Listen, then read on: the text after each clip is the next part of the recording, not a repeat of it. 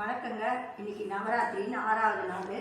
இன்னைக்கு விளக்கேற்றி பாயாசம், அவுள் பாயாசம் செய்து உளுந்து வடை செய்து நாங்கள் படைத்தோம்.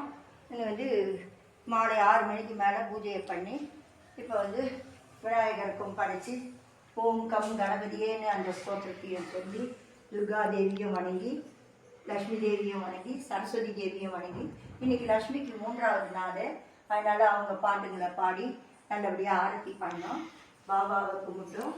அண்ணாமலையார் தீப ஆராதனை முருகருக்கும் செய்து முத்துமலை முருகனையும் வணங்கி இந்த செடி கொடிங்க அழகாக வளர்ந்துருக்குது பாருங்கள். இப்போ இன்னைக்கு நல்லாவே உயரத்துக்கு வந்துடுச்சு. 6வது நாள் நல்லா அழகாக வளர்ந்துருக்கு. இன்னும் அங்கே இருக்கிறது எல்லாமும் இந்த செடிங்கள்லாம் நல்லா வளர்ந்து வருது. அது 9 நாள் வரத்துக்குள்ளே நல்லபடியாக வளரும்.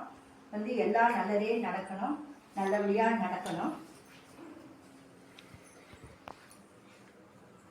அர்த்தநாரீஸ்வரர் இன்னைக்கு புதுசாக இங்கே எங்கள் கொலுவில் வீற்றிருக்கிறாரு. அர்த்தநாரீஸ்வரர் வந்தது எங்களுக்கு ரொம்ப சந்தோஷம். அதே மாதிரி வராகி அம்மா தாயம் ஒருத்தவங்க வாங்கி இந்த கொலுவில் வச்சாங்க.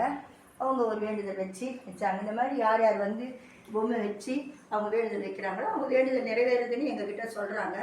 நாங்களும் இத்தனை வருஷமாக அதை கண்கூடாக பார்த்துக்கிட்டு வரோம். நீங்களும் எங்கே கொலு இருக்கோ அங்கே போய் உங்கள் வேண்டுதலை வச்சு இல்லை உங்கள் வீட்லேயே சிறிய அளவில் ஆரம்பித்து அந்த அம்மன் அருளை துர்கா தேவி, லக்ஷ்மி தேவி, சரஸ்வதி தேவி அருளை பெறுங்க. இந்த வீடியோ உங்களுக்கு பிடிச்சிருந்தா லைக் பண்ணுங்கள், ஷேர் பண்ணுங்கள். இதுவரை நீங்கள் சப்ஸ்கிரைப் பண்ணாமல் இருந்தால் சப்ஸ்கிரைப் பண்ணுங்கள். உங்களுக்கு எங்களுடைய பயனுள்ள வீடியோங்க தொடர்ந்து கிடைக்கும். நன்றி.